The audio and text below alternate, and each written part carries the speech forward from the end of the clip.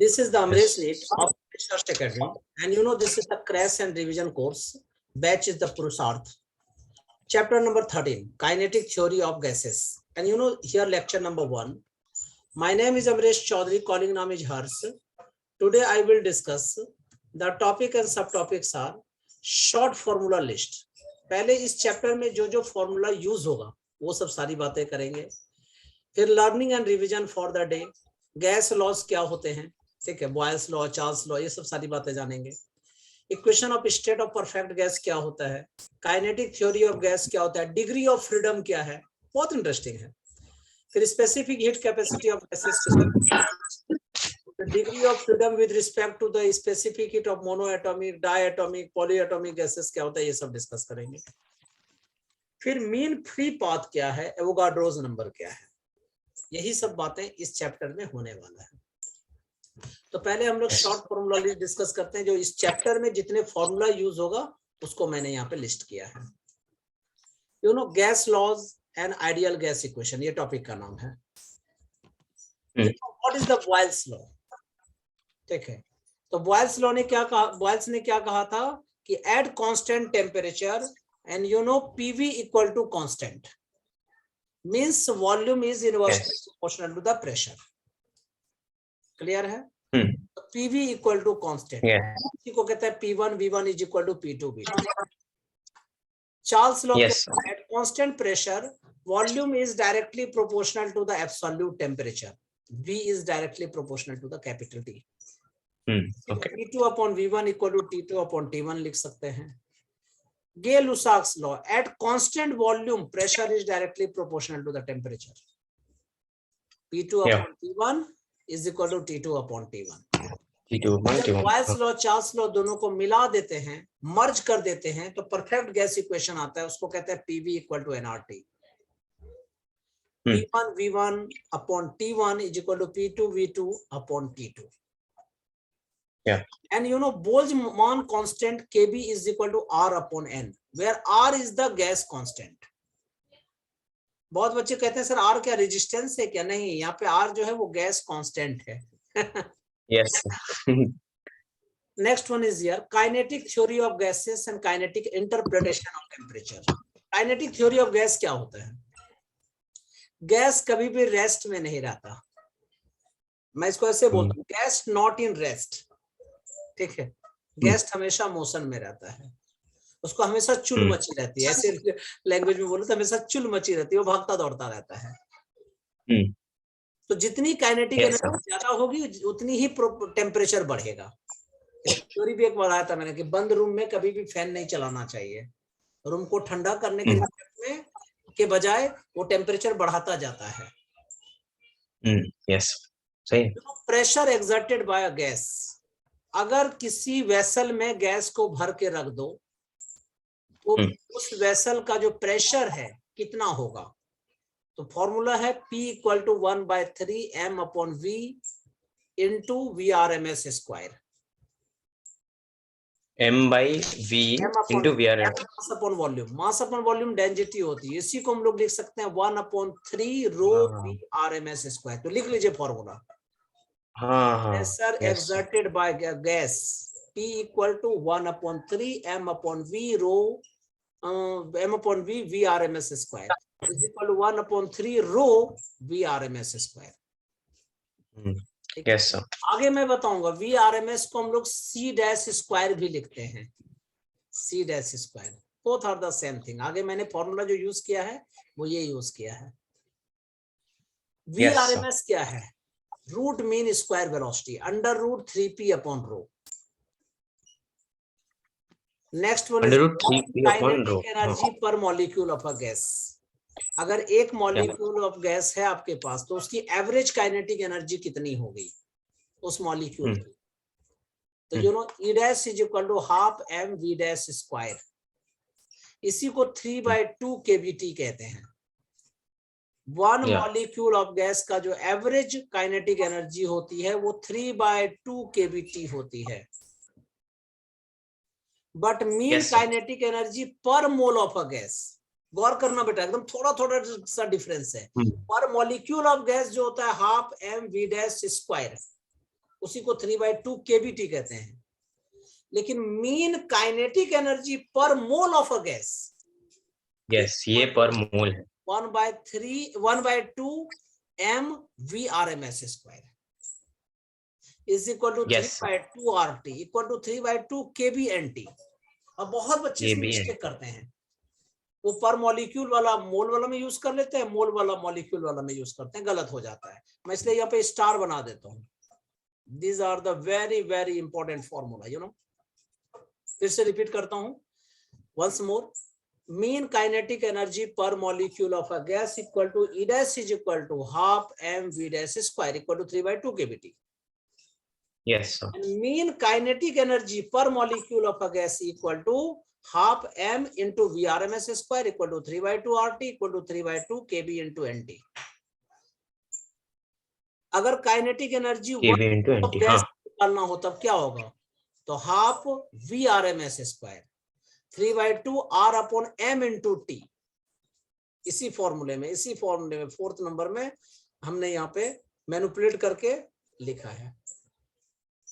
yes sir. What is the Avogadro's number, आपको पता है, molecular mass upon mass of one molecule. इसी को Yes. एवोगाड्रो नंबर को कैपिटल एन से डिनोट करते हैं, ठीक है, कैपिटल एम अपॉन एम, ठीक है। अब तुम कहोगे सर यहाँ Yes. कुछ गड़बड़ सा दिख रहा है। जनरली आप जब भी फॉर्मूला एन लिखते थे, नंबर ऑफ मोल्स लिखते थे, तो उसमें लिखते थे गिवन मास अपॉन मॉलिक्यूलर मास। हाँ, ये तो बेसिक फॉर्मूला था। हाँ, ये था नंबर ऑफ मोल्स का, वो स्मॉल एन हुआ। अच्छा, देखो लिखा है मैंने, mass of gas upon molecular mass. Avogadro yes, number में उल्टा फॉर्मूला यूज होता है, molecular mass upon mass of one molecule, हाँ, capital M upon small M. एकदम ध्यान रखिएगा, इसलिए yes एवोगाड्रो sir. को कैपिटल एन से डिनोट करते हैं। इसलिए मैं बहुत बार ना कंफ्यूजन दूर हटाने के लिए इसमें Na लिख देता हूँ। Na for means Avogadro number, हाँ, Na yes sir. For number. yes sir. Speed जो है, गैस की स्पीड 3 टाइप्स की होती है।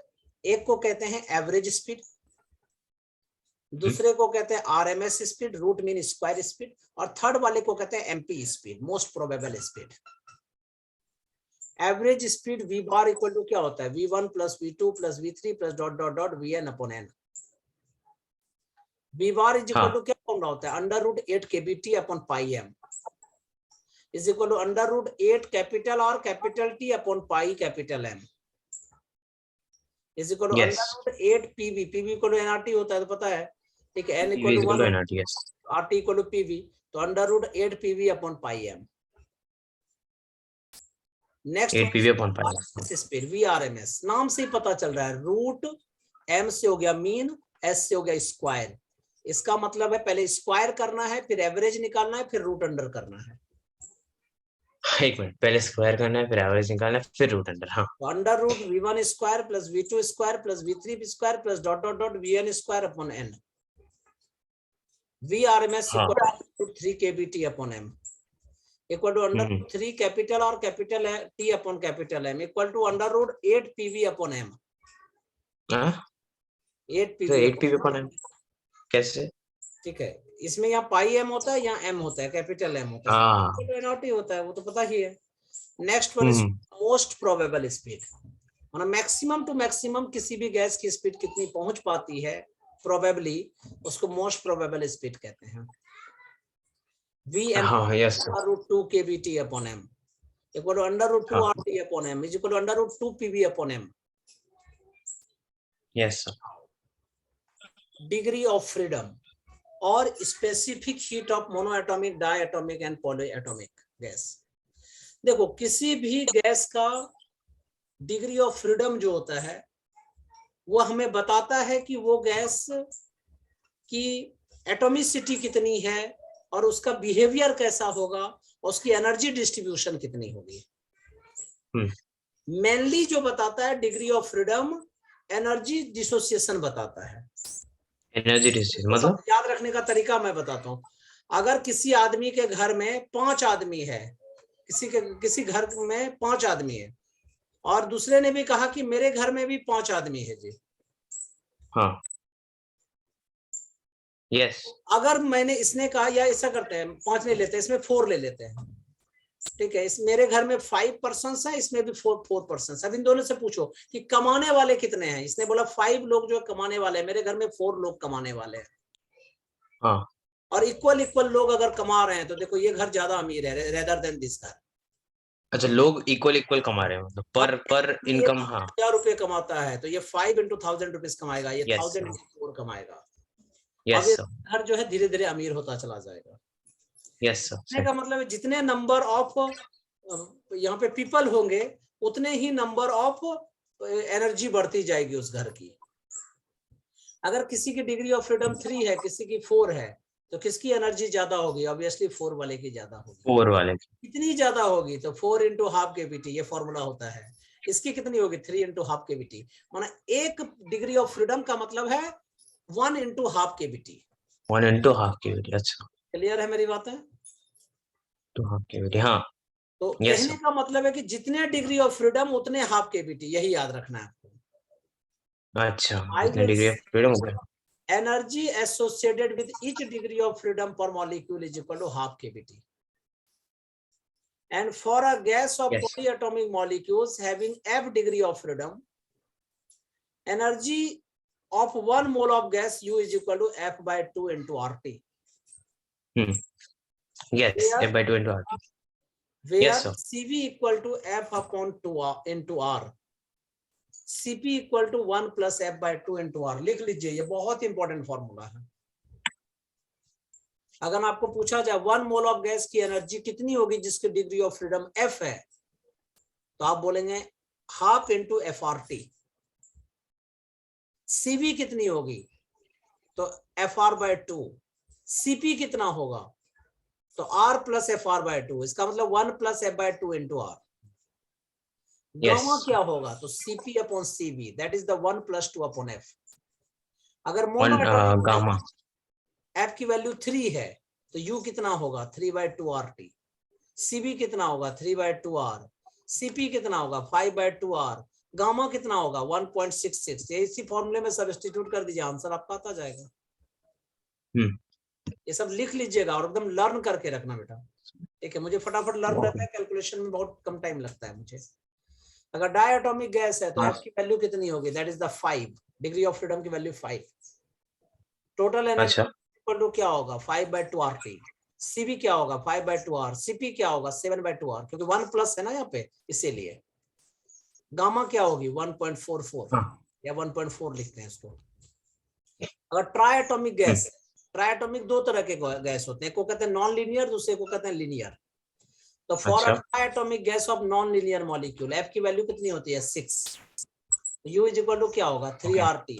यही सब, ये देखो, ये जो फॉर्मूले हैं, इसी फॉर्मूले में वैल्यू सब्स्टिट्यूट करते जाइए, आंसर आ जाएगा।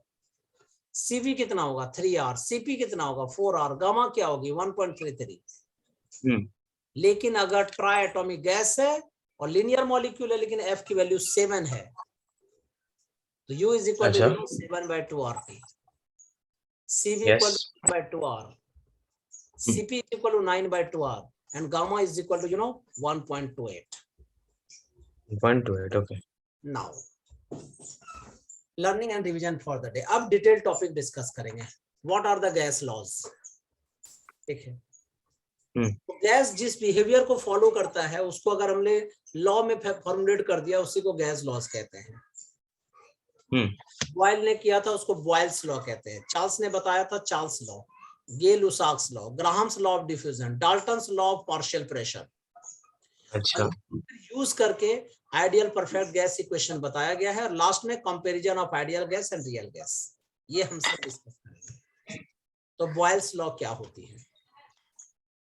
अगर मान लो आपके पास गैस है जिसका मास m है, मतलब फिक्स मास है, यस, ठीक है। तुम अगर इसका प्रेशर बढ़ाते जाओगे तो वॉल्यूम भी बढ़ता जाएगा। इसका मतलब हुआ कि the volume of a given mass of a gas inversely ना घटेगा, प्रोपोर्शनल टू इट्स प्रेशर। अगर प्रेशर बढ़ाओगे तो घटेगा, घटता जाएगा, घटता जाएगा। हाँ यस, मैंने बढ़ता जाएगा बोल दिया था, ठीक है। यस सर, इसलिए तो बोल घटता जाएगा, कम होता जाएगा, इसलिए ध्यान रखना बेटा, मैं जान जान के गलतियां इस तरह करता रहता हूँ। Yes sir. तो हाँ, कहने का मतलब है कि अगर मास कांस्टेंट है, ठीक है, और टेम्परेचर कांस्टेंट है, तो V is inversely proportional to the P। मैं फिर से बोलता हूं, the volume of a given mass of a gas is inversely proportional to its pressure, where the temperature remains constant। तो V is directly proportional to the 1 upon P, means V is inversely proportional to P, तो V equal to क्या हो गया, K upon P, और you know PV equal to K, where K is a constant, and you know its value depends on the mass of the gas। जो K depend करता है, किस पे depend करता है, मास ऑफ द गैस पे depend करता है, टेम्परेचर पे डिपेंड करता है, यूनिट पे डिपेंड करता है कि किस यूनिट में आपने P और V को मेजर किया है। ठीक है, तो मैं कंक्लूड कर रहा हूं, volume is inversely proportional to the pressure where temperature and mass are constant. जब टेम्परेचर और मास कांस्टेंट है, मतलब K जो है वो किस पे डिपेंड करेगा, मास पे डिपेंड करेगा, टेम्परेचर पे डिपेंड करेगा, और P और V को आपने किस यूनिट में लिया है उस पे भी डिपेंड करता है। तो you know PV equal to constant मैंने बोला था, तो P1 V1 is equal to P2 V2। अगर मान लो गैस आपके पास है, उसका इनिशियल प्रेशर P1 है, उसका इनिशियल वॉल्यूम V1 है, और थोड़े टाइम बाद प्रेशर P2 हो गया, वॉल्यूम V2 हो गया, तो क्या रिलेशन होगा, P1 इंटू V1 वही होगा जो P2 इंटू V2 होगा। ठीक है, तो P और V के बीच इनवर्सली ग्राफ होगा, inversely proportional to, where T is the constant. ठीक है, लेकिन आपने P और 1/V के बीच ग्राफ, तो क्या है, P is directly proportional to the 1/V, मतलब ये डायरेक्टली प्रोपोर्शनल का ग्राफ होगा, और ये क्या शो करेगा, T equal to constant. T is constant, yeah. Now what is the Charles law.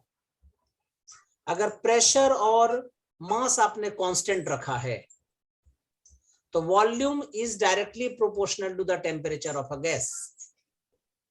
So I can say that pressure remaining constant, the volume of a given mass of gas is absolute temperature। देखते हो ये मैंने दोनों को green green कर रखा है, जल्दी याद रहेगा आप लोगों को। Yes, Volume is directly proportional to the absolute temperature। Means V is directly proportional T, जब proportionality हटाएंगे constant डालेंगे, V equal to KT, so V upon T is equal to constant, you know। इस constant को Charles constant भी कहा जाता है। ठीक है, जब टेम्परेचर एब्सोल्यूट टेम्परेचर है, मैंने केल्विन में होना चाहिए, तो टेम्परेचर को केल्विन में अगर आपने एक्स एक्सिस में लिखा और वॉल्यूम को वाई एक्सिस में रखा है, तो दोनों के बीच डायरेक्टली प्रोपोर्शनल है, इसलिए ये क्या शो करेगा, प्रेशर इज कांस्टेंट। हाँ, यस, इसी को कांस्टेंट पी का V1 अपॉन T1 is equal to V2 अपॉन T2, you know. Yes. Next one is called Gay Lussac's law. अगर आपने वॉल्यूम और मास दोनों कांस्टेंट रख दिया है, ऐसे बोलते हैं volume remaining constant, the pressure of a given mass of a gas is directly proportional to the absolute temperature, मतलब P is directly proportional to the capital T। Proportionality हटाइए, कांस्टेंट डालिए, P equal to K into T, तो I can say P upon T is equal to constant. इसी को ऐसे भी लिख सकते हैं, pressure at T degree Celsius upon pressure at 0 degree Celsius equal to temperature at the T degree Celsius and temperature at the 0 degree Celsius. ठीक है, या एब्सोल्यूट में रख दीजिए, केल्विन में रख दीजिए, बात एक ही हो गई, लेकिन जब भी टेम्परेचर है केल्विन में लेना चाहिए, वो मैं फाइनल कर देता हूँ। तो गे-लुसाक्स लॉ क्या है, pressure is directly proportional to the temperature, PT upon P naught, T upon T naught equal to P upon T is equal to constant। अगर इसके बीच ग्राफ ड्रॉ करोगे तो क्या होगा, P और T के बीच अगर आपने ग्राफ ड्रॉ किया तो डायरेक्टली प्रोपोर्शनल का ग्राफ, ये क्या शो करेगा, ये शो करेगा वॉल्यूम इज कांस्टेंट। अच्छा, ये शो करता है कि volume is constant, volume is constant. हाँ, P और T में है तो वॉल्यूम। हाँ, next one is called Graham's law of diffusion. ठीक है, किसी गैस को किस रेट से वो गैस डिफ्यूज करेगा, ठीक है, तो कहता है डेंसिटी पे डिपेंड करता है। कैसे डिपेंड करता है, rate of density of a gas is inversely proportional to the square root of density. Rate of diffusion is inversely proportional to the square root of density. R is directly proportional to the 1 upon under root rho. Proportionality हटाइए, constant डालिए, k upon under root रो। ठीक है। Inversely proportional होता है तो rate of diffusion और ये density का रूट, अगर इन दोनों के बीच ग्राफ ड्रॉ करेंगे तो इनवर्सली प्रोपोर्शनल ऐसा होगा ग्राफ। हाँ। Next one is called Dalton's law of partial pressure. अगर आपके पास एक वेसल है, उसमें आपने बहुत सारे गैसेस मिला दिए, मान लो ये गैस आपने मिला दिया, फिर आपके पास मान लो इस टाइप का गैस है, और ये गैस ऐसे हैं जो मिक्स नहीं होते एक दूसरे से। हाँ, क्या नहीं होते? मिक्स नहीं होते, नॉन मिक्सिंग है ये सारे। हाँ, मैंने ऐसे, अच्छा, ठीक है।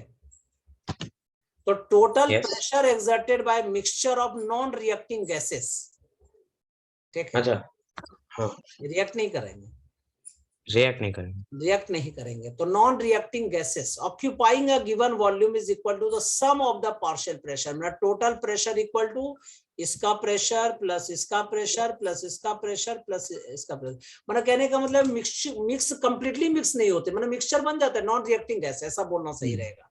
मतलब हाँ, रिएक्ट नहीं करते। P1 plus P2 plus P3 plus P4 plus dot dot dot Pn, मतलब पार्शियल प्रेशर का सम। देखो पार्शियल प्रेशर को मैंने स्मॉल p से यहाँ पे डिनोट किया है, और ये P जो हुआ कैपिटल प्रेशर, मैंने टोटल प्रेशर हो गया।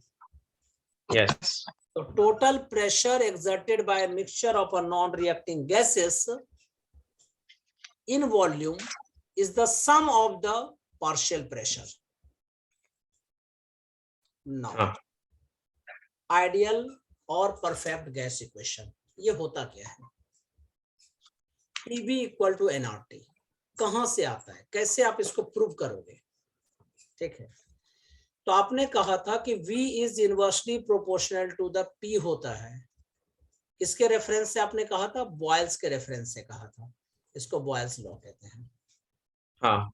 फिर आपने कहा था कि V is directly proportional to the absolute temperature. किसके रेफरेंस से आपने कहा था? चार्ल्स के रेफरेंस। अब इन दोनों को कंबाइन कर दीजिए, तो I can write on combining V is directly proportional to the T upon P. Yes or no? Proportionality हटाइएगा तो एक कांस्टेंट डालना पड़ेगा, K T upon P, where K is the constant here. ठीक है, इसी को कांस्टेंट ऑफ प्रोपोर्शनलिटी भी कह सकते हैं। P को अगली साइड ले जाइए, T को अगली साइड ले जाइए, तो क्या हो गया? PV upon T is equal to constant. Clear है मेरी बात? यस। अगर यहाँ पे PV upon T is equal to constant लिखते हैं, तो ये जो कांस्टेंट होता है इसको R कहते हैं। तो PV equal to R into T। ये कितने मोल ऑफ गैस के लिए है? For 1 mole of gas. Yes. अगर आपने कहा नहीं sir N mole of gas ले लीजिए, तब क्या होगा? For N mole of gas you know PV equal to N into RT।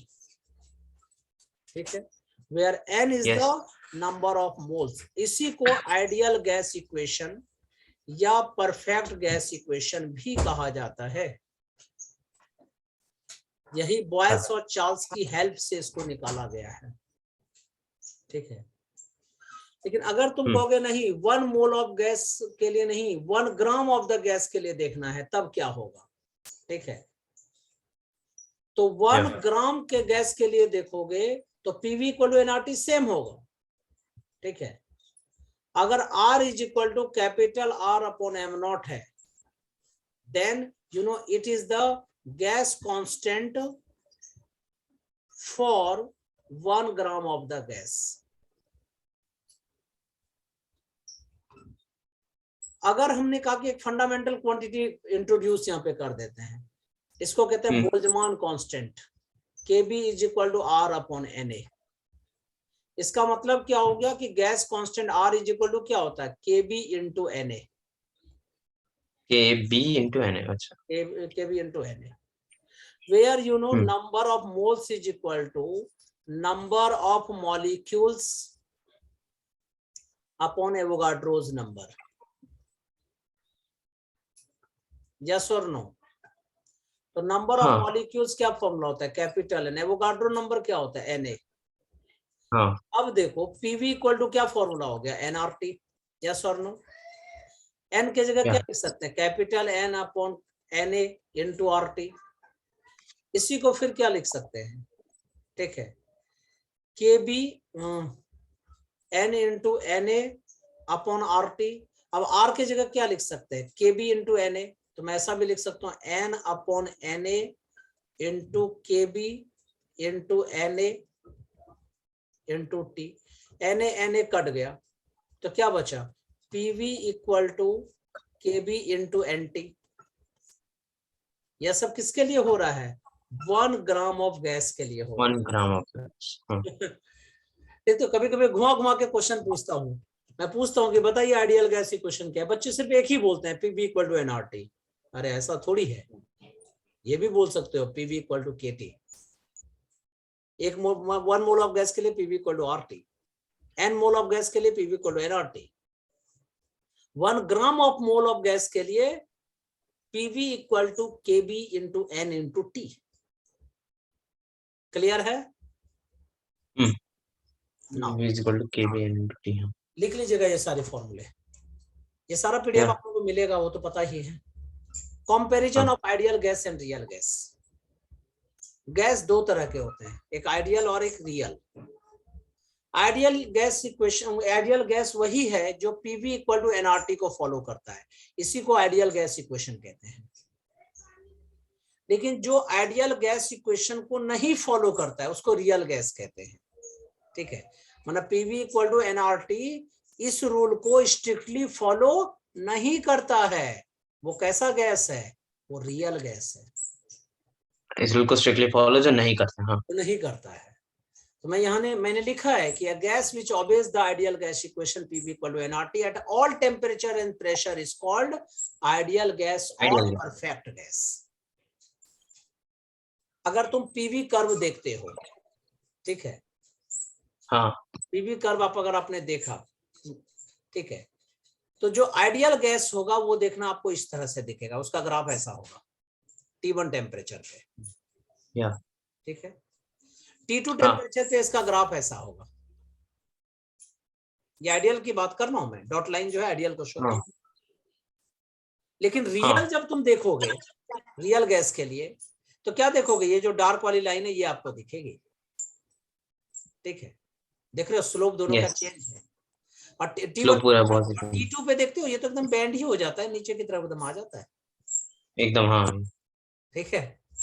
बहुत बच्चे कंफ्यूज होते हैं कि सर एक्चुअल में बताइए गैस होते कितने तरह के हैं। मैं फिर से बताता हूँ, गैस दो तरह के होते हैं, एक आइडियल एक रियल। जैसे स्टूडेंट दो तरह के होते हैं, आइडियल एंड रियल। टीचर दो तरह के होते हैं, ideal teacher real teacher. Ideal teacher क्या होना चाहिए, एकदम ऐसा पढ़ाना चाहिए कि एक बार बच्चा को पढ़ा दिया उसके डीएनए में चला गया, हाँ, ठीक है। पर सारे आइडियल तो होते नहीं है भाई, आइडियल तो होते ही नहीं है, कहने का मतलब है। हाँ, अप्रोचिंग टू आइडियल हो सकता है जो जितना अच्छा मेहनत करेगा और जिसकी बातें ज्यादा समझ में बच्चों को आएगी, ठीक है। रियलिटी में वो आइडियल टीचर नहीं होता। उसी तरह आइडियल गैस वही होता है जो पीवी इक्वल टू एनआरटी को स्ट्रिक्टली फॉलो करता है। माना इस तरह का डॉटेड लाइन, T1 टेम्परेचर पे ये डॉटेड लाइन होना चाहिए, T2 टेम्परेचर पे ये होना चाहिए, और T1 क्या है, ग्रेटर देन T2 है, ठीक है।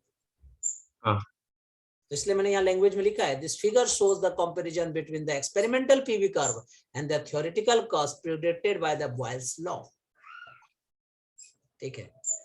तुमको कैसा क्या चार्ल्स लॉ के बेसिस पे भी कर सकते हैं क्या? हाँ देखिए, चार्ल्स लॉ के बेसिस पे टीवी कर्व इसको कहते हैं, ठीक है।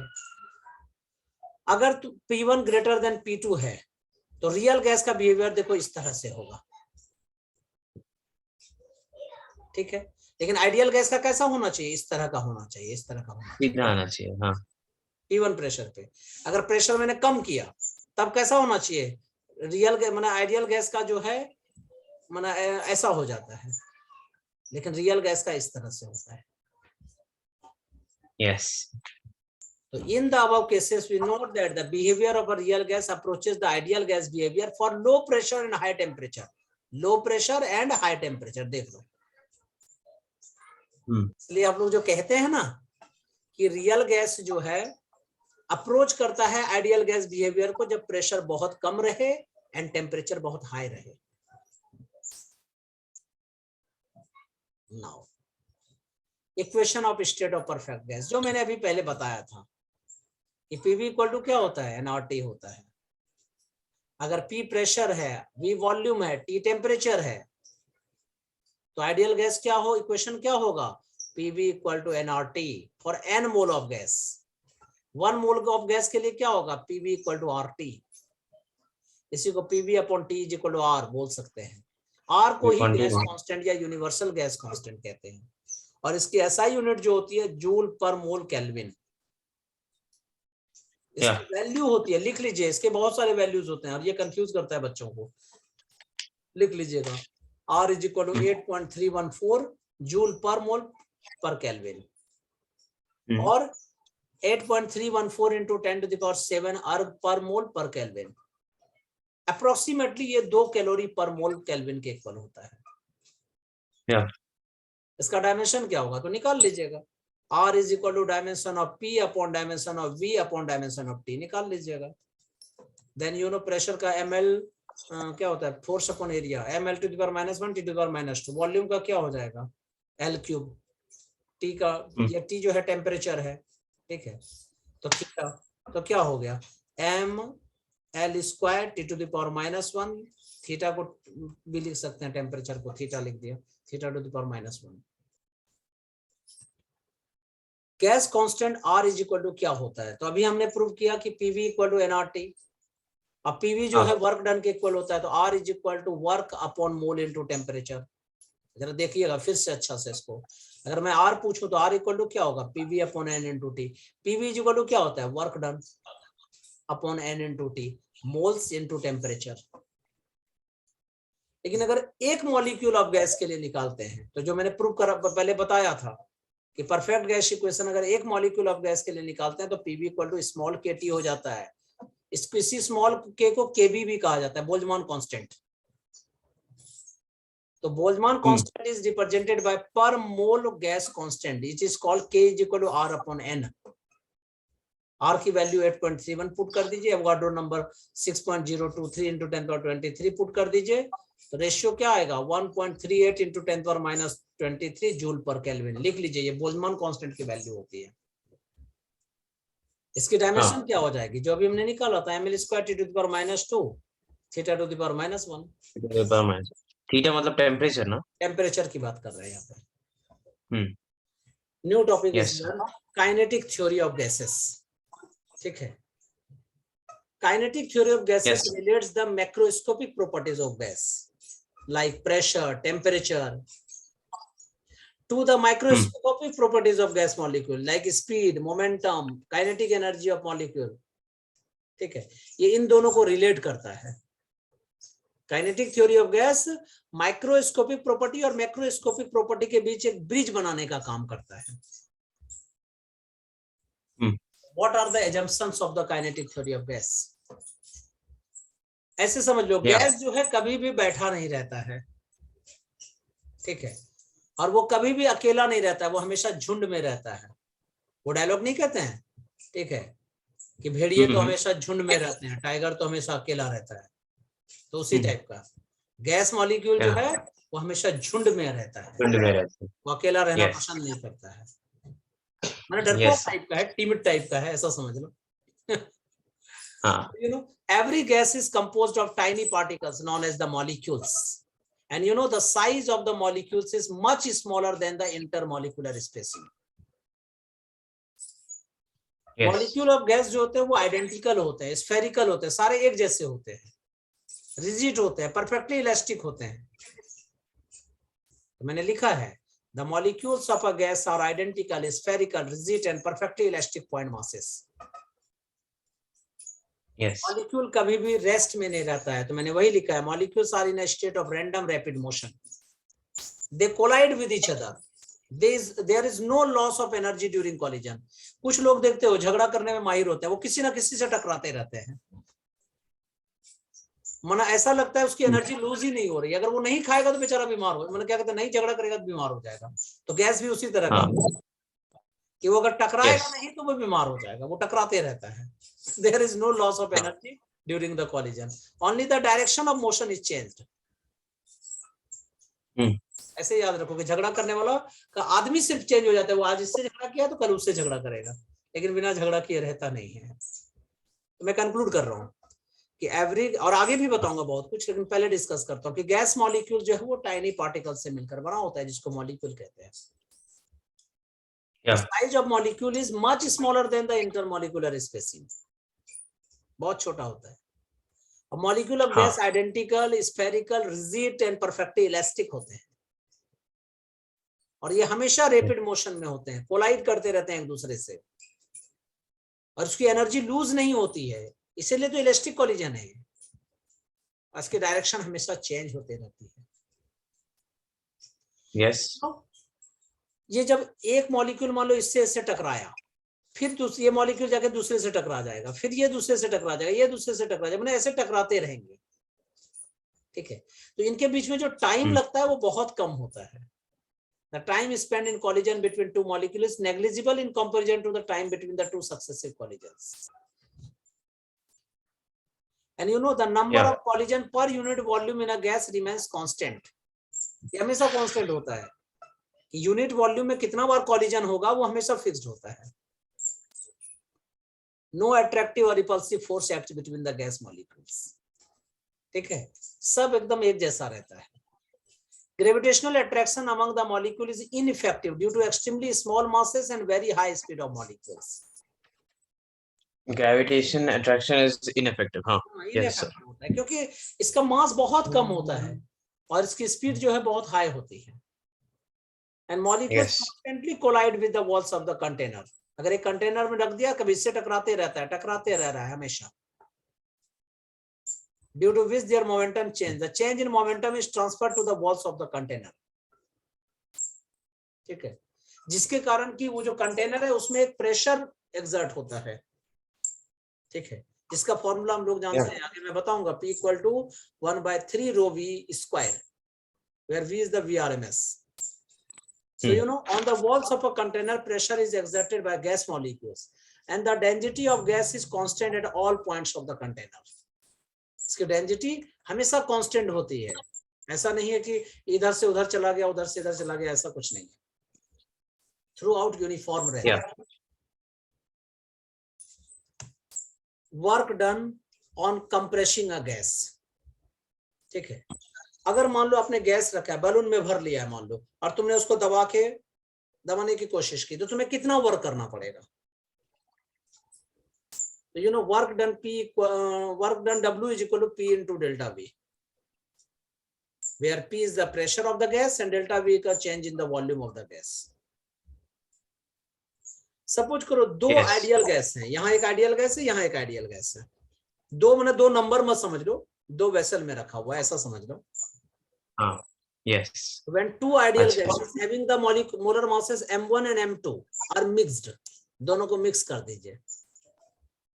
तो अब जो थर्मोडायनामिकल पैरामीटर जो होगा उस मिक्सचर का कैसे चेंज होगा?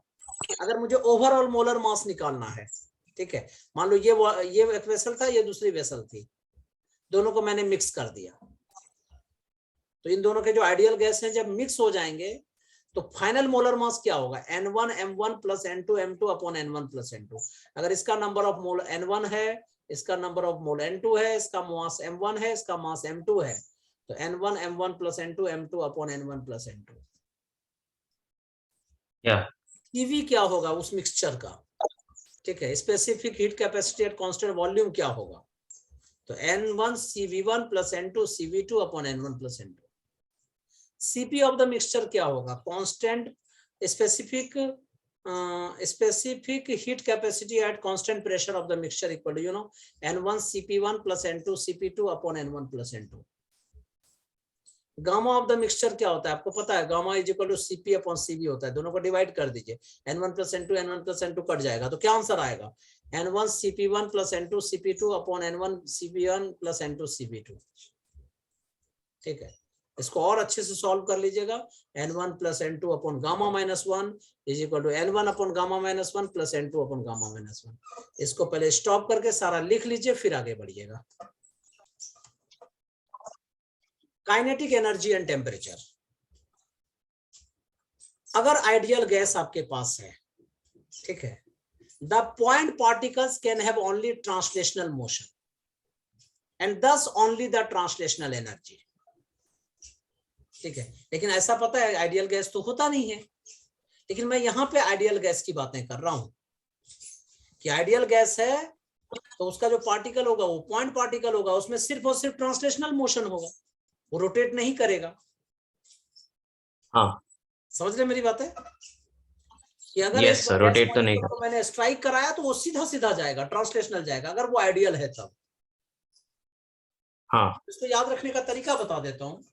जो आइडियल स्टूडेंट वो क्या करेगा, घर से निकलेगा एकदम सीधा माना कॉलेज पहुंचेगा या स्कूल पहुंचेगा, यस एकदम स्ट्रेट, कहीं भी इधर उधर नहीं जाएगा, कहीं भी इधर उधर देखेगा होगा नहीं। लेकिन ऐसा तो आपको पता होता नहीं है, रियल बच्चे होते हैं भाई, रियल स्टूडेंट है तो वो कहता है घर से निकलेगा तो सबसे पहले देखेगा कि फ्रेंड मेरा निकला या नहीं, अच्छा ठीक है, फिर वो देखेगा कि लेफ्ट में क्या है राइट में क्या, नहीं तो टकरा जाएगा भाई। ये भी तो ध्यान रखो। यस। तो कहने का मतलब है कि ट्रांसलेशनल मोशन सिर्फ आइडियल गैस में होती है और रोटेशनल नहीं होती। तब उस समय में translational kinetic energy of molecule कितनी होगी? ठीक है, you know E dash is half M C dash square, या इसी को सी बार स्क्वायर कहते हैं। डैश में बार बार बोलता हूं, बच्चे कंफ्यूज हो जाते हैं, मैं सी बार स्क्वायर कह देता हूं। ये एक्चुअल में वीआरएमएस सी है, वीआरएमएस को ही सी बार स्क्वायर कहा जाता है। ठीक है, तो you know E bar equal to half M C bar square is equal to 3/2 kBT। Mean kinetic energy per molecule कितना होगा? तो वही होगा जो ट्रांसलेशन काइनेटिक एनर्जी होगी, दैट इज द 3/2 kBT। समझा मेरी बात? Yes sir. भाई टोटल एनर्जी कितनी होगी? जो आपकी मीन एनर्जी है, एवरेज एनर्जी है per molecule. Mean kinetic energy पर ग्राम मोल क्या होगा? तो डिवाइड कर दीजिए, तो E equal to half M V R M S square equal to 3/2 RT equal to 3/2 kBNT, जो हमने प्रूव किया था पहले। 3/2 हाँ, ये average kinetic energy of gas कितना होता है? 3/2 PV।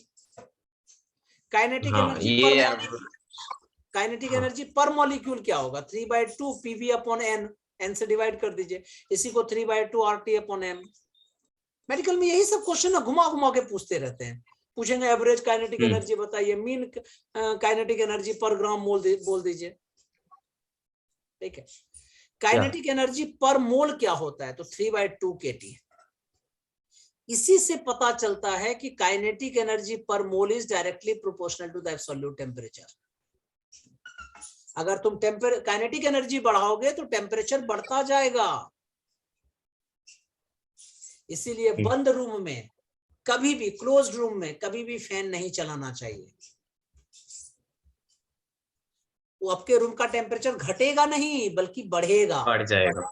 पूछो क्यों? क्योंकि फैन चलती रहेगी तो काइनेटिक एनर्जी बढ़ी, तो आपके रूम में जो गैस है उसका काइनेटिक एनर्जी बढ़ेगा, काइनेटिक एनर्जी बढ़ेगी तो टेम्परेचर बढ़ेगा, तो आपके रूम का टेम्परेचर बढ़ने लगेगा।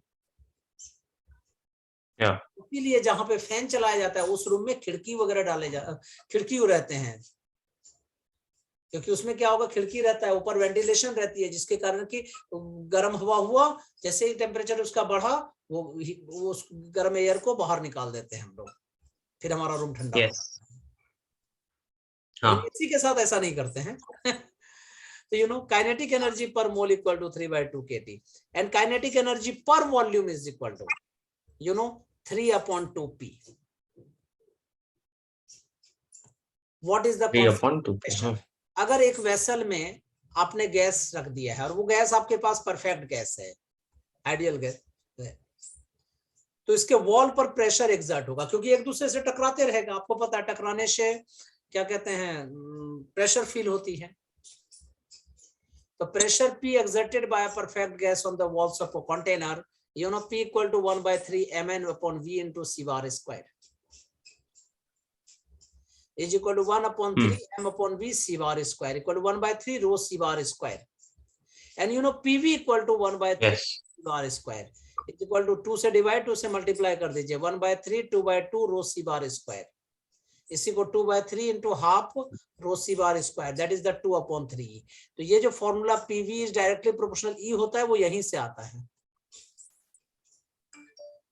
where m is Yes. the mass of each molecule, c bar equal to root mean square velocity of molecule, rho is the density of gas, m equal to mass of gas enclosed in the volume V of container, and capital is the total kinetic energy of the gas molecule.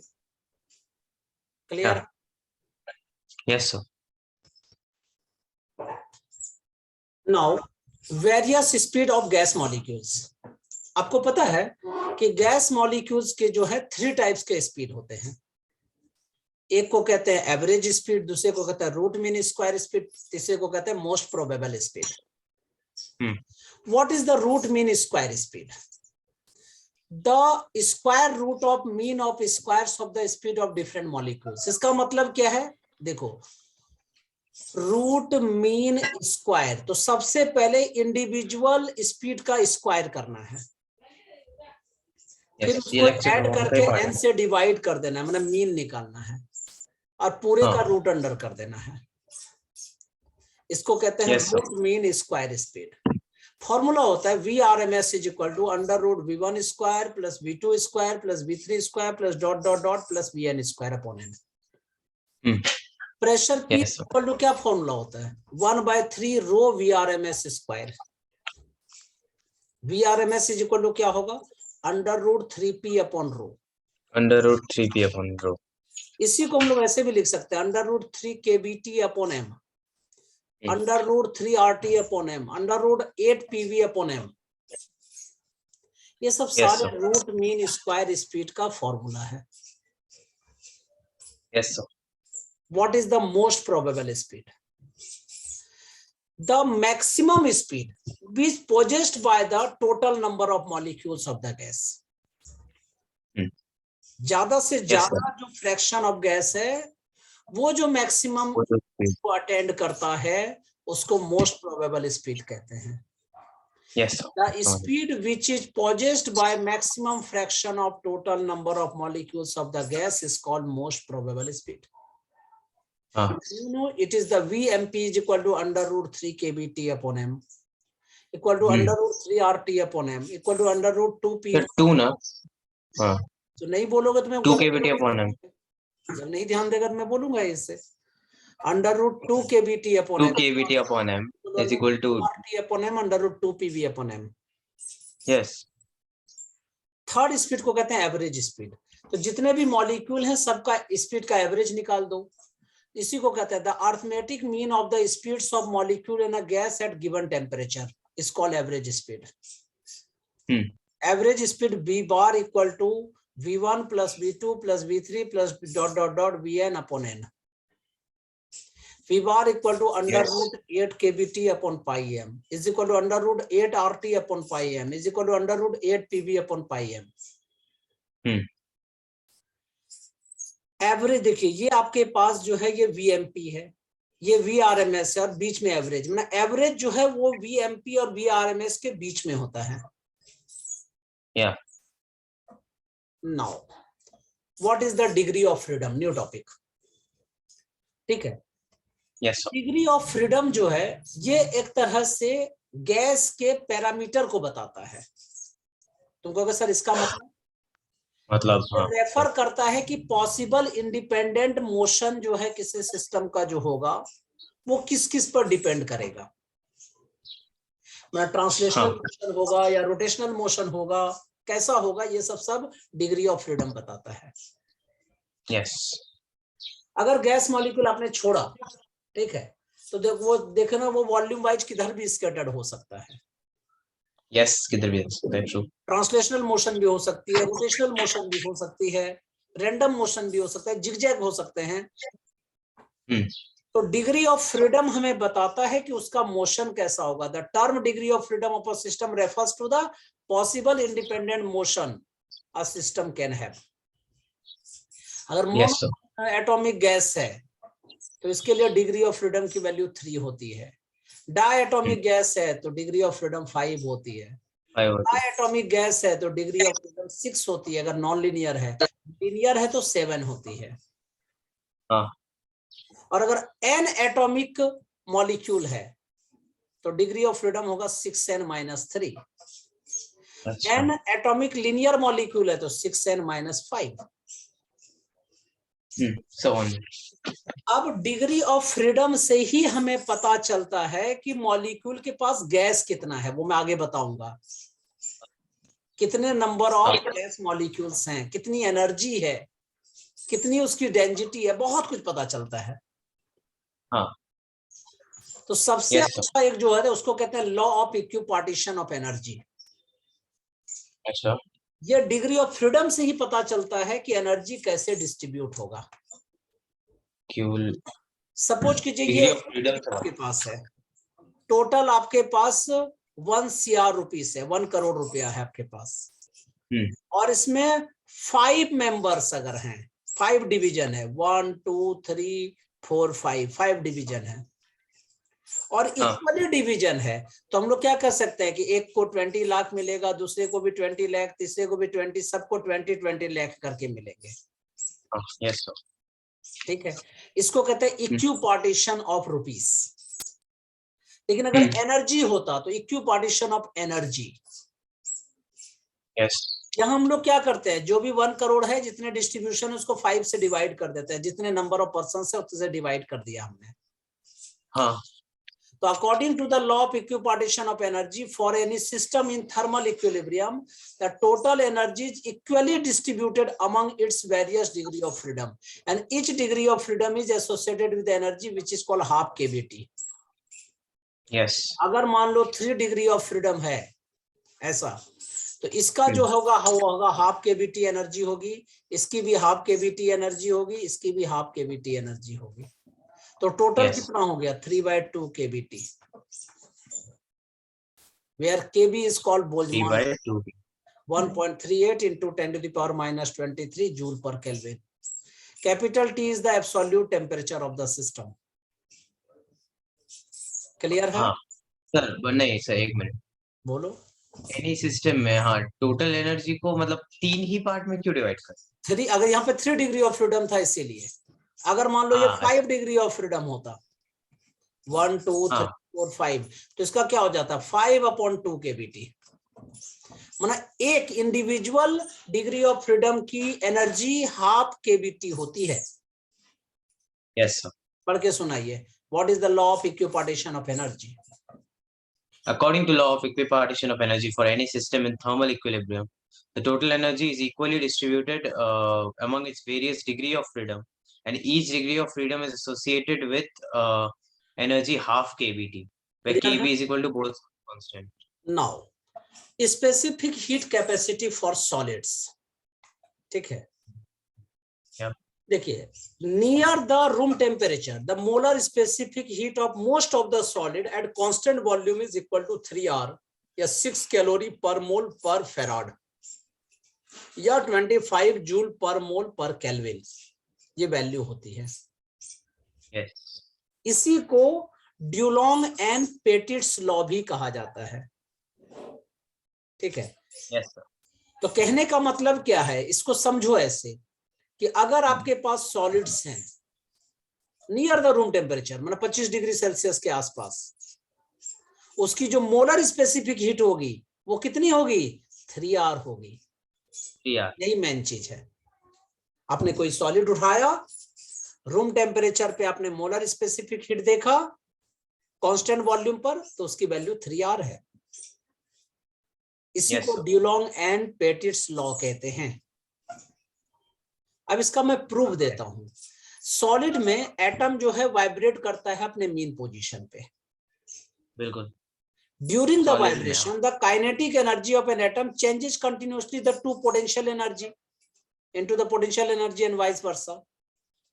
Kinetic energy potential energy में, potential energy kinetic energy में।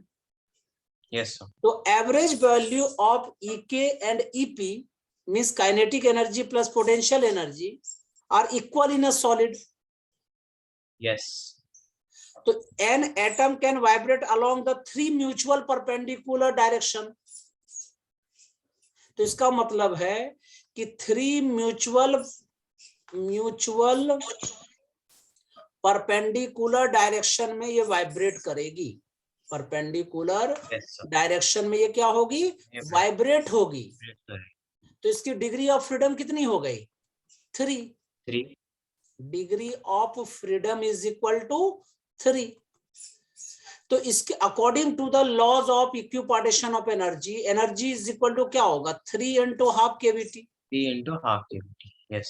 Is equal to 3/2 kVt. मैं ऐसा लिख देता हूँ. Yes sir. Similarly potential energy भी क्या होगी? 3 into half kVt, क्योंकि दोनों आपस में एक दूसरे को एक्सचेंज करता रहता है. Yes sir. तो एवरेज वाइब्रेशनल एनर्जी कितना होगा? तो मैं लिख रहा हूं average vibrational energy per atom is per atom. EK plus EP is equal to 3/2 plus 3/2 become 3 kBT. Yes. Yes or no?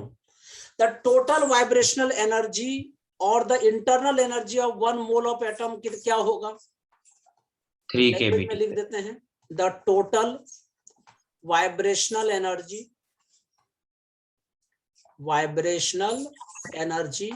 plus 3 kBt आ जाएगा. the internal energy of 1 mole of atoms of the solid is equal to, you know, U is equal to Na into 3 kBt. और आपको पता है R is equal to क्या होता है? Kb into Na. पहले भी बता चुका हूं मैं. तो Kb into Na को R, तो आंसर इज 3RT. कितना इजी? Kb into NaR. हाँ yes. सॉलिड की अगर चेंज इन वॉल्यूम नेग्लिजिबल है तो हम लोग क्या लिख सकते हैं? Delta Q is equal to delta of U plus P delta V is approximately equal to the delta U and एक मिनट क्या? Equal to, you know, delta Q upon delta T. अच्छा, मतलब वर्क का value बहुत less होगा. डेल्टा T. हाँ ठीक है. क्यों? तो इस क्या बोलो? क्यों मतलब वर्क का वैल्यू क्यों हम लेस पकड़ते हैं? देखो मैंने वर्क का नहीं, डेल्टा V जो है वो नेग्लिजिबल ले लिया मैंने. हाँ अच्छा, दैट्स व्हाई. वॉल्यूम चेंज ऐसे भी तो नेग्लिजिबल होगा. ठीक है. हाँ हाँ. अब delta U upon delta T, इसका मतलब है डेल्टा U बाई T भी लिख सकते हैं, या इसको ऐसे भी लिख सकते हैं 3RT upon T. T cut answer is 3R. Proved. Yes. तो कहने का मतलब ये हुआ कि specific heat capacity for solid near the room temperature is 3R और 6 कैलोरी पर मोल पर farad. Variation of specific heat of a solid with temperature. ठीक है. Variation of molar specific heat किस पे डिपेंड करता है? टेम्परेचर पे डिपेंड करता है. टेम्परेचर. और इसका ग्राफ कैसा होता है? वो इस तरह से होता है. और एक टाइम पे जाके वो कांस्टेंट हो जाता है और वो 3R हो जाता है, और ये लगभग रूम टेम्परेचर पे होता है. अच्छा, ये कांस्टेंट जो पार्ट होता है, कांस्टेंट पार्ट होता है. The temperature at which the molar specific heat of solid at constant volume becomes equal to 3R. This is called Debye temperature. ऐसे टेम्परेचर को क्या कहते हैं? Debye temperature. टेम्परेचर कहते हैं. Yup. Now new topic is here, specific heat capacity of water. हम लोग water को सॉलिड की तरह ट्रीट करते हैं. सॉलिड? ऐसा कैसे? हाँ. तो मैं मान लो ऐसा कर लेते हैं, we may treat water like a solid. Let कर लीजिए. तो by the law of equipartition of energy, the average vibrational energy per atom is 3 kBt. Yes or no? Yes. So variation of specific heat of water with temperature, पहले क्या होगा? देखो decrease करेगा, decrease करेगा, decrease करेगा, और फिर क्या होगा? इंक्रीज होता चला जाए. क्योंकि वाटर जो 0 डिग्री सेल्सियस पे जो वाटर होता है वो लेस डेंस होते हैं रेदर देन 4 डिग्री सेल्सियस. हाँ. वाटर मोर डेंस, 4 डिग्री में मोर डेंस होता है। मोर डेंस होता है। मोस्ट डेंस मैं बोल सकता हूँ, मोस्ट डेंस, चलो मोर नहीं बोल देता हूँ, मोस्ट बोल देता हूँ, ये ज्यादा अच्छा रहेगा। वाटर जो है सबसे ज्यादा डेंस कब होता है? जब 4 degree 4 Celsius. Degree. Yes sir. Less dense कब होता है? जब 0 डिग्री सेल्सियस पे होता है। तो water shows the peculiar behaviour, और specific heat first decreases and then increases with temperature. Specific heat increase करता है, फिर ये इंक्रीज करता है विद टेम्परेचर। अच्छा। Now new topic is here, specific heat capacity of gases. Specific heat of gas जो होता है उसकी बहुत सारी वैल्यूज होती हैं। Specific at constant volume, constant pressure, constant area, constant बहुत कुछ होता है। हाँ ठीक है, constant enthalpy, constant entropy. Yes. लेकिन इसमें जो दो हैं वो बहुत ज्यादा इंपॉर्टेंट, क्योंकि मैं बच्चे से पूछता हूँ कि बताइए specific heat capacity of gas कितने टाइप के होते हैं, वो तो सब 2 होते हैं। अरे 2 नहीं होते भाई, होते बहुत सारे हैं, 2 मेन। हाँ हाँ, जो 2 हम लोग पढ़ते हैं। Specific heat at constant volume and second one is called specific heat at constant pressure. And you know the specific heat of a gas at constant volume is the quantity of heat required to raise the temperature of unit mass of gas through 1 degree Celsius or 1 Kelvin when its volume is kept constant. Yep. इसका मतलब है कि उतना heat आपने दिया जिससे कि उस गैस का, यूनिट मास गैस का 1 डिग्री सेल्सियस टेम्परेचर बढ़ गया, जबकि तुमने वॉल्यूम को कांस्टेंट रखा है। Yep. समझ में आई बात है? Yes sir.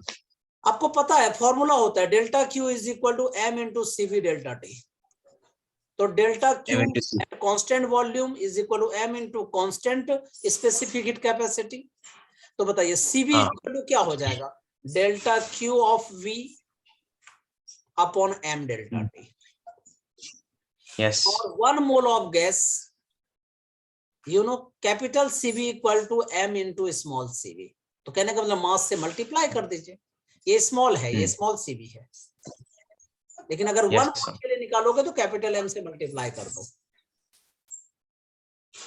तो m into delta Q V upon m delta T. और आपको पता है number of moles equal to given mass upon molecular mass. Yes. यहाँ पे सब्स्टिट्यूट कर दीजिए, तो 1 upon N into delta Q V upon delta T. This is called specific heat at constant pressure, constant volume. इसको लिखो बेटा पहले। हाँ।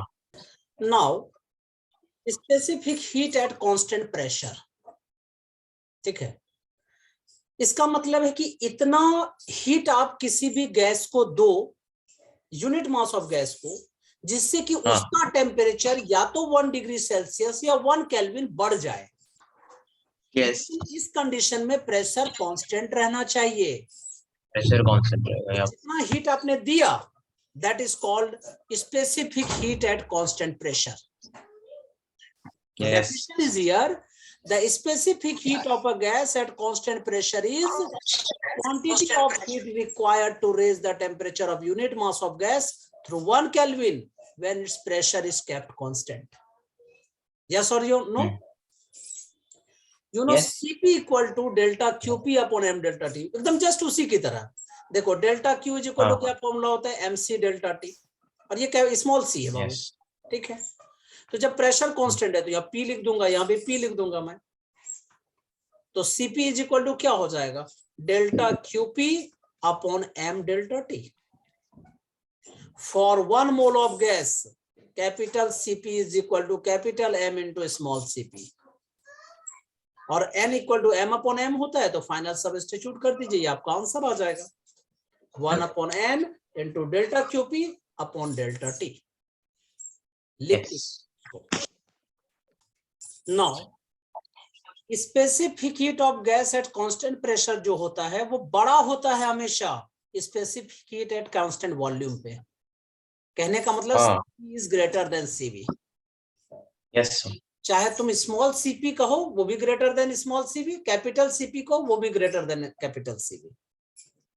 हाँ। और Cp माइनस Cv जो होता है, ठीक है, small Cp minus small Cv equal to R upon J। Yes, तो वो सर ये J क्या है? वही जूल्स ये आपने इक्विवेलेंट। जूल्स इक्विवेलेंट बोला था इस आपने। फॉर्मूले को मेयर्स रिलेशन कहते हैं।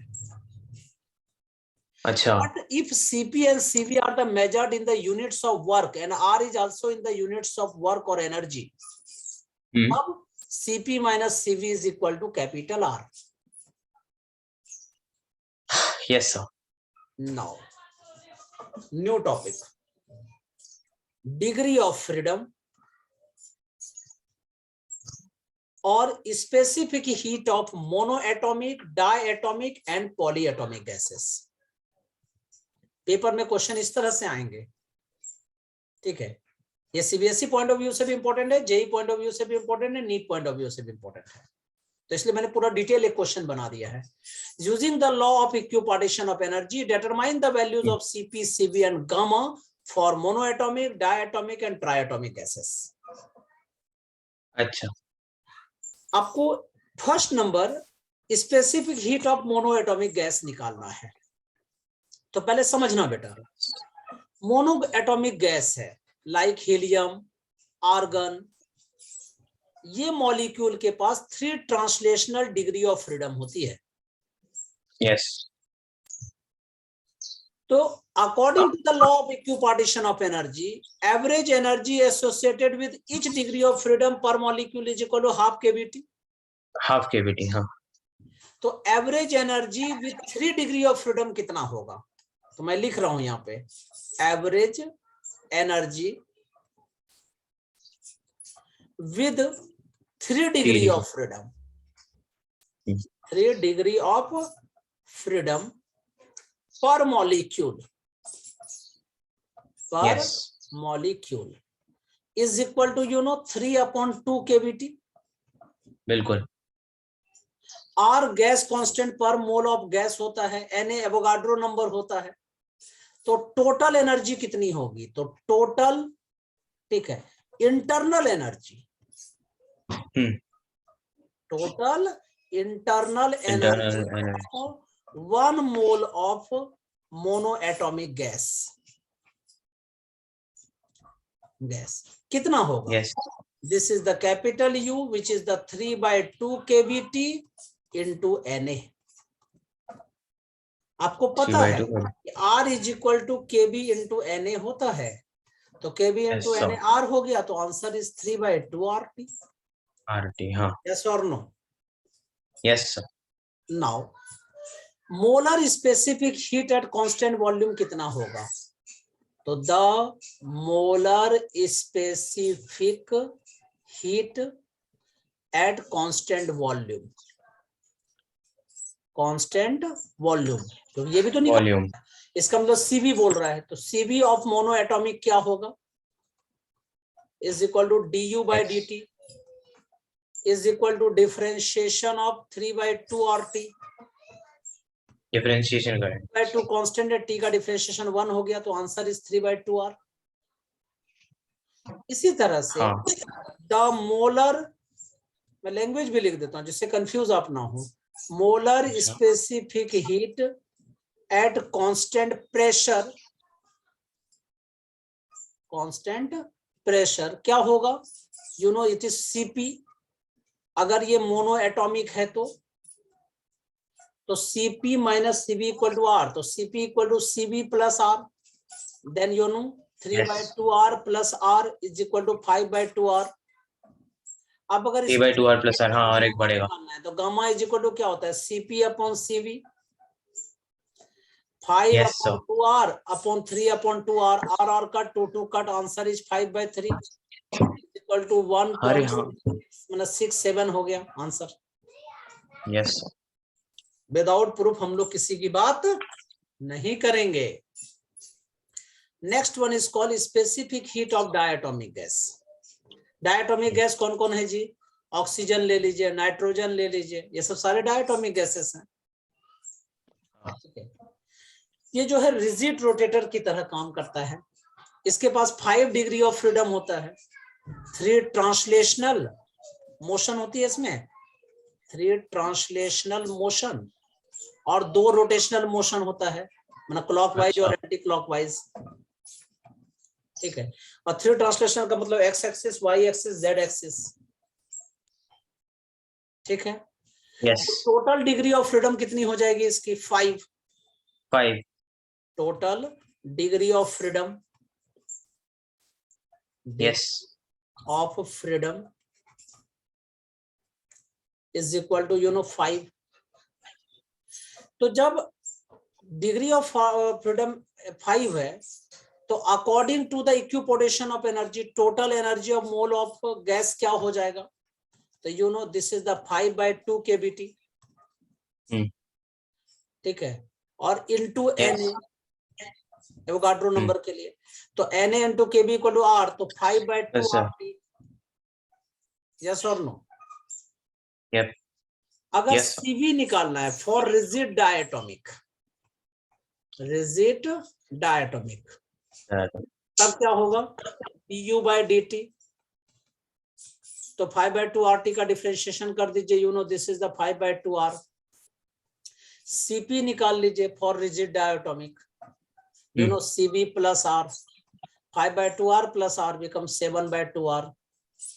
गामा निकाल लीजिए डायटोमिक का, रिजिड डायटोमिक का गामा इज इक्वल टू क्या होता है? CP upon CV, 7/2 R upon 5/2 R become 7/5, 7/5. अभी तक हम लोग रिजिड डायटोमिक का निकाल रहे थे, अब नॉन रिजिड का निकाल रहे हैं, नॉन रिजिड डायटोमिक, तो ये Yes. 2 तरह होते हैं इसीलिए। ठीक है, तब टोटल एनर्जी कितना होगा पर मॉलिक्यूल? तो 2 × ½ kBT। ठीक है, 2 बिकॉज into half. इसके पास काइनेटिक और पोटेंशियल दोनों जो है मोड होगा इसमें ना। Yes. समझा या नहीं समझा? Yes, sir. हाँ, काइनेटिक और पोटेंशियल तो दोनों होंगे। पहले फिर से समझो, अगर डायटोमिक मॉलिक्यूल है जो रिजिड नहीं है, इसके पास एक वाइब्रेशनल मोड होगा, तो each molecule has an additional energy equal to 2 × ½ kBT, इसका मतलब kBT। वाइब्रेशनल फ्रीक्वेंसी में काइनेटिक और पोटेंशियल दोनों एनर्जी मोड है, तो टोटल एनर्जी कितना हो गया? 5/2 kBT पहले तुमने कहा था, और प्लस ट्वाइस ऑफ ½ kBT, 2 और 2 कट गया, तो 5/2 kBT plus kBT is equal to 7/2 kBT। और टोटल के लिए निकाल रहे हैं तो इनटू Na, एवोगाड्रो नंबर से मल्टीप्लाई कर दीजिए, तो Na इंटू kB R होता है, तो 7/2 R इंटू T।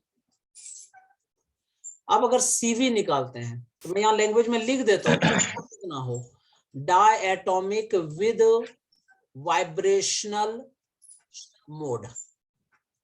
ठीक है, तो क्या होगा? du/dt, डिफरेंशिएशन कर दीजिए तो 7/2 R।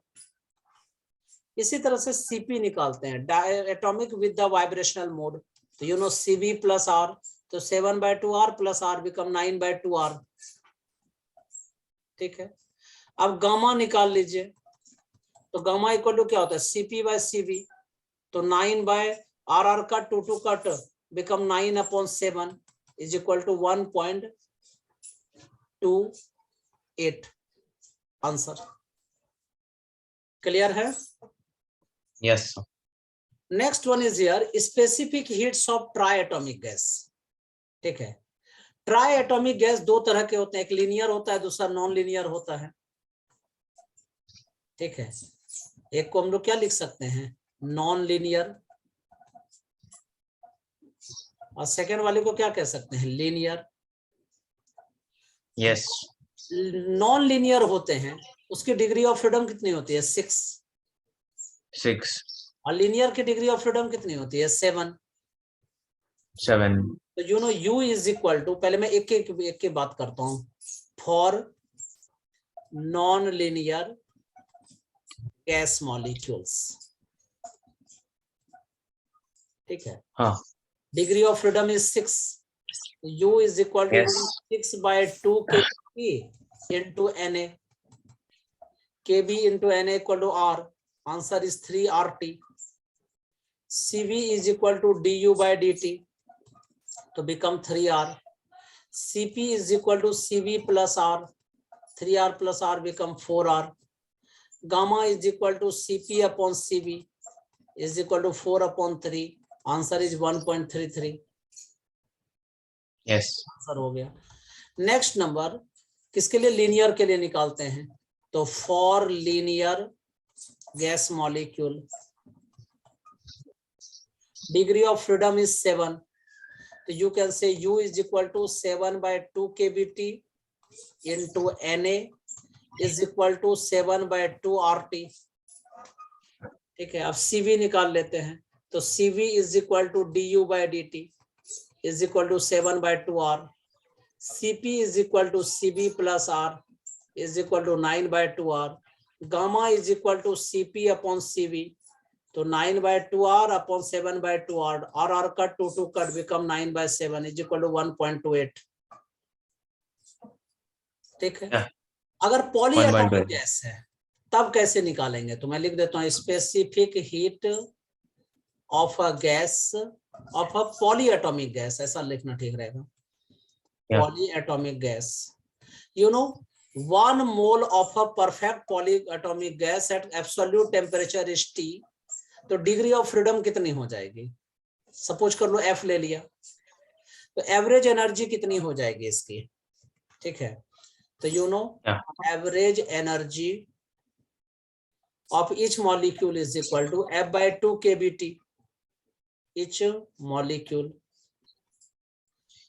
1 मोल के लिए निकालते हैं. तो U for 1 mole is equal to F/2 into kBT into Na is equal to F/2 RT. Cv is equal to, you know, du/dt. तो F/2 into R. Cp is equal to Cv plus R. तो is equal to F/2 plus 1 into R. Gamma is equal to क्या होगा? Cp upon Cv. F/2 plus 1 into R upon F/2 into R. R cut. ठीक है. तो answer is here F/2 plus 1 upon F/2. तो gamma is equal to 1 plus 2 upon F. Answer clear है? 1 plus 2 upon F. हाँ. ये पूरा लिख के पहले कर लीजिए, फिर आगे बढ़ते हैं. Now specific heat in terms of degree of freedom. ठीक है. तो for gas at temperature T the internal energy U is equal to F/2 nRT. Change in energy क्या हो जाएगा? तो delta U is equal to F/2 N into R into delta T, क्योंकि NR constant है यहाँ पे. हाँ. Cv क्या होगा? Half FR. ठीक है. तो specific heat at constant pressure क्या होगा? Cp is equal to 1 plus F/2 into R. Gamma क्या होगा? Cp/Cv which is the 1 plus 2 upon F into R. हाँ. आंसर. ओके. तो कोई डाउट है तो बताइए मुझे. नहीं सर, समझा. नाउ न्यू टॉपिक लिखिए. Mean free path. The distance travelled by a gas molecule between two successive collision is known as free path. मान लो यहाँ पे है, इसने इसको स्ट्राइक किया, फिर इसने इसको स्ट्राइक किया, फिर इसने इसको स्ट्राइक किया, फिर इसने इसको स्ट्राइक किया, इस तरह. तो जितना लेंथ, मान लो ये λ1, λ2, λ3, λ4, λ5, λn इस तरह से ट्रेवल किया. तो उसका ये जो फ्री पाथ है, सेकेंड कॉलिजन से पहले जो जितना डिस्टेंस ट्रेवल किया, the distance travel by gas molecule between the two successive collision. Free path का फॉर्मूला होता है total distance covered upon number of collision. इसका मतलब λ1 plus λ2 plus λ3 सबको ऐड कर दीजिए upon total number of collisions निकाल दीजिए. क्लियर है? Yes sir. This is called mean free path. And you know the mean free path of a gas molecule is the average distance between the two successive collisions. It is denoted by lambda. इसको practically prove किया जाता है और theoretically high level theoretical से इसको prove किया जाता है. आपको सिर्फ लर्न रखना है. Lambda is equal to 1 upon √2 into pi sigma square n. Sigma क्या है? Diameter of the molecule. n क्या है? Number of molecules per unit volume. Clear? Yes. Next Avogadro's number. Avogadro number क्या होता है? तो according to Avogadro's hypothesis, gram atomic masses of all elements contain the same number of atoms and this number is called Avogadro number. इसका मतलब क्या है कि अगर 1 ग्राम एटम ले लिया, मास आपने ले लिया, तो उसमें नंबर ऑफ एटम्स कितने होंगे? हमेशा फिक्स्ड होंगे, 6.02 हमेशा, हाँ। इसको मैंने दूसरे लैंग्वेज में भी लिखा है कि the equal volumes of all gases under similar conditions of temperature and pressure contain the equal number of molecules. तो इसका मतलब अगर आप 1 मोल ऑफ गैस ले लेते हैं, हाँ सर, ठीक है, तो इसमें 6.022 into 10 to the power 23 gas molecules होंगे। Yes sir. अगर 1 मोल ऑफ गैस मॉलिक्यूल आपने लिया है, अगर 1 मोल ऑफ गैस एटम्स लिए हैं तो इतना ही नंबर ऑफ एटम हो जाएगा। हाँ। आयन लिया है तो इतना ही हो जाएगा। और अगर आपने एसटीपी पर, स्टैंडर्ड टेम्परेचर प्रेशर पे देखते हैं, तो 22.4 लीटर्स इसकी वॉल्यूम हो जाएगी। Yes sir. Now importance of Avogadro number. Avogadro number के बहुत सारे इंपॉर्टेंस हैं। फर्स्ट क्या है? Calculate the actual weight of 1 atom of the element. Yes. Weight of 1 atom of an element is equal to, you know, atomic weight in gram upon Avogadro's number. Clear है? Yes. इसी तरह से calculate the actual weight of 1 molecule. तो यहाँ atom के बदले में यहाँ पे जगह में मॉलिक्यूल लिख दो, और पेपर वहां पे एटॉमिक वेट इन ग्राम है, यहाँ पे मॉलिक्यूलर वेट इन ग्राम ले लो, बाकी सारा सेम रह जाएगा। Number of atoms present in given amount of element, तो क्या करेंगे? Avogadro number upon atomic weight into m। Yes. Number of moles is equal to given mass upon molecular mass होता है। तो number of 1 mole is equal to क्या होता है? 1 Avogadro number, that is the 6.022 into 10 to the power 23। ठीक है। अगर number of molecules आपको निकालना है, नंबर ऑफ मॉलिक्यूल्स, ठीक है, present in STP, then you know Avogadro number upon 22.4 liters।